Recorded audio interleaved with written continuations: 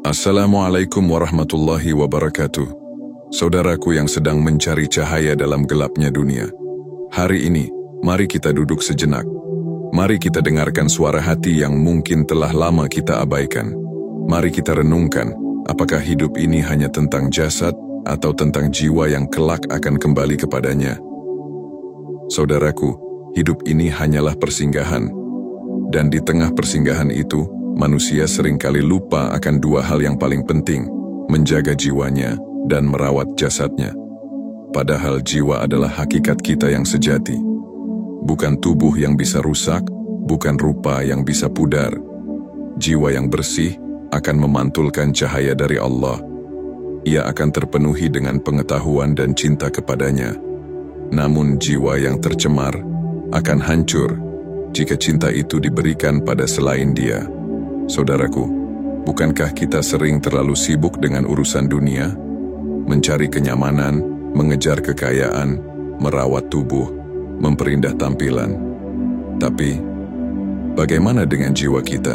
Sudahkah ia kita beri makan dengan ilmu? Sudahkah ia kita tenangkan dengan zikir? Sudahkah ia kita ajak kembali mencintai Allah?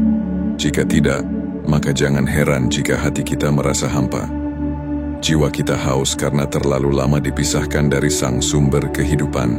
Imam Al-Ghazali mengingatkan bahwa manusia seringkali percaya pada ramalan, pada jimat, pada puisi-puisi indah yang katanya bisa menyembuhkan. Kita rela mengeluarkan uang, kita rela mencoba hal yang tak masuk akal, hanya demi secercah harapan kesembuhan. Namun mengapa? Mengapa kita tak memberikan kepercayaan yang sama pada ucapan para nabi? Mengapa hati kita lebih mudah percaya pada tukang sihir daripada pada wahyu yang dibawa oleh utusan Allah? Bukankah para nabi, para wali, dan orang-orang syaleh telah sepakat akan adanya kehidupan akhirat? Mereka yang hidup dalam kesucian, mereka yang menjaga kalbu mereka dari cinta dunia.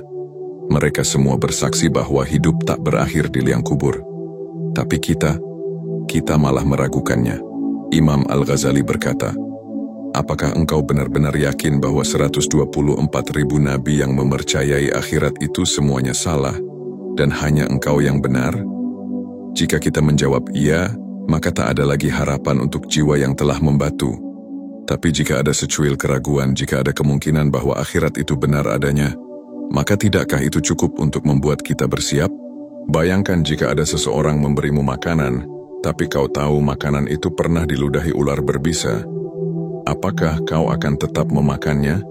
Atau kau akan rela menahan lapar demi menyelamatkan nyawamu? Begitulah hendaknya kita bersikap terhadap keraguan pada akhirat.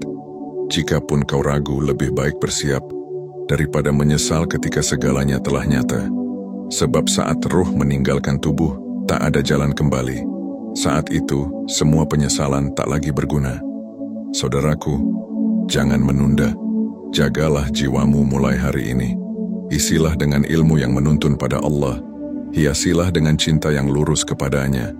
Dan rawatlah jasadmu sebagai amanah, bukan sebagai pusat kehidupan. Karena hidup ini fana, tapi akhirat abadi.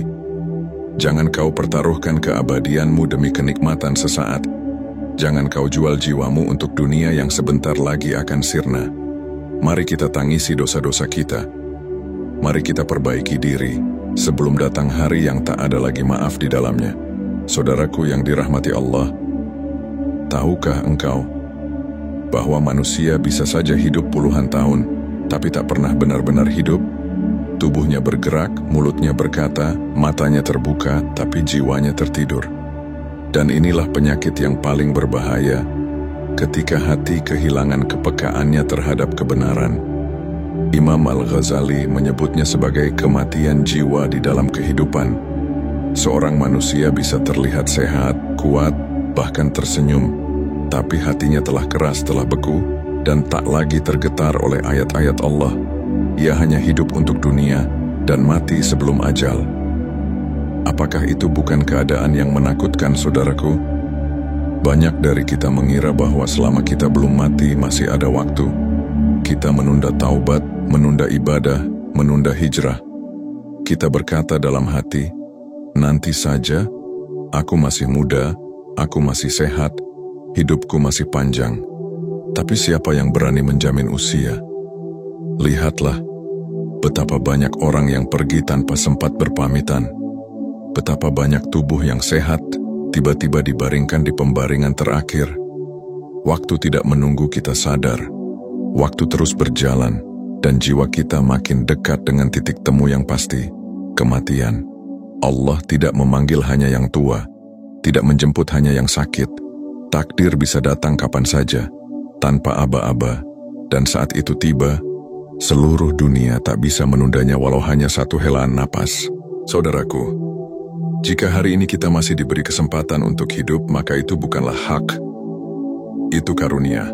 Kesempatan ini bukan untuk disia-siakan, tapi untuk dimanfaatkan, untuk memperbaiki jiwa yang terluka, untuk menghidupkan hati yang telah lama lalai, untuk membersihkan ruh yang telah lama ternoda. Apakah engkau tahu mengapa hati kita sering merasa gelisah? Karena fitrah kita sebagai manusia merindukan Allah.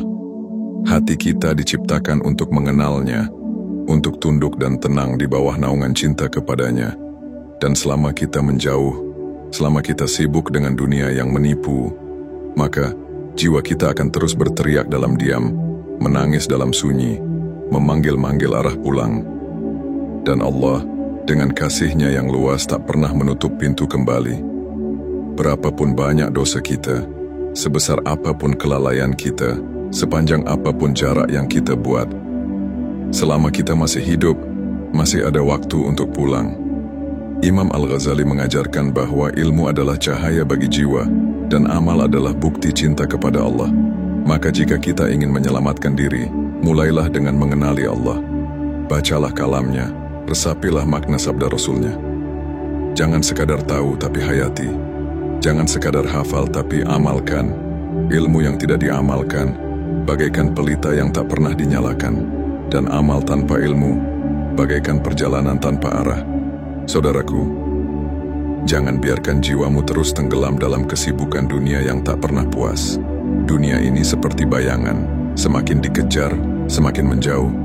Tapi akhirat seperti matahari, semakin engkau berpaling darinya, semakin jelas panasnya terasa. Jika engkau ingin hidup tenang, damai, dan penuh makna, maka dekatkanlah dirimu kepada Allah, sebab Dialah satu-satunya tempat kembali, satu-satunya pelabuhan yang tak akan pernah menolak kehadiran kita, meskipun kita telah lama menjauh. Saudaraku, hidup ini tak akan menunggu kita siap, dan maut tidak akan bertanya apakah kita sudah cukup beramal. Ia hanya datang, dengan pasti, dengan kuasa Allah, dan mengambil semua yang kita cintai. Satu-satunya bekal yang akan menemanimu nanti bukan harta, bukan nama, bukan pengikut, tapi jiwa yang bersih yang pernah menangis karena takut kepada Allah, yang pernah tersungkur di sepertiga malam, yang pernah menolak dunia demi akhirat. Jika hari ini hatimu tergerak, jika ada sesuatu yang bergetar dalam relung jiwamu, maka jangan abaikan. Mungkin inilah panggilannya untukmu. Mungkin inilah cahaya kecil yang Allah nyalakan dalam hatimu agar engkau kembali. Dan jika engkau merasa video ini menyentuh jiwamu, jika engkau merasa ini bukan sekadar tontonan, tapi sebuah panggilan untuk berubah, untuk pulang, maka sebarkanlah cahaya ini. Klik like sebagai tanda bahwa engkau masih peduli dengan nasib jiwamu. Bagikan kepada saudara-saudara kita yang mungkin sedang tenggelam dalam hampa, agar mereka juga merasakan sinar yang sedang engkau rasakan. Dan subscribe-lah, bukan karena angka, tapi agar engkau tidak kehilangan arah dalam perjalanan panjang menuju Allah. Karena siapa tahu, dari satu klikmu hari ini, ada satu jiwa yang kembali ke jalannya. Dan siapa tahu, itulah yang kelak menolongmu saat semua amalanmu tak cukup untuk menyelamatkanmu. Semoga Allah menjadikan kita hamba-hamba yang senantiasa ingin kembali, senantiasa haus akan kebenaran, dan tak pernah lelah memperbaiki diri. Dari hati yang ingin kembali, untuk hati-hati yang sedang mencari. Sampai jumpa di video selanjutnya.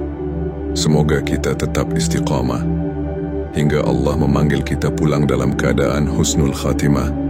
Wassalamualaikum warahmatullahi wabarakatuh.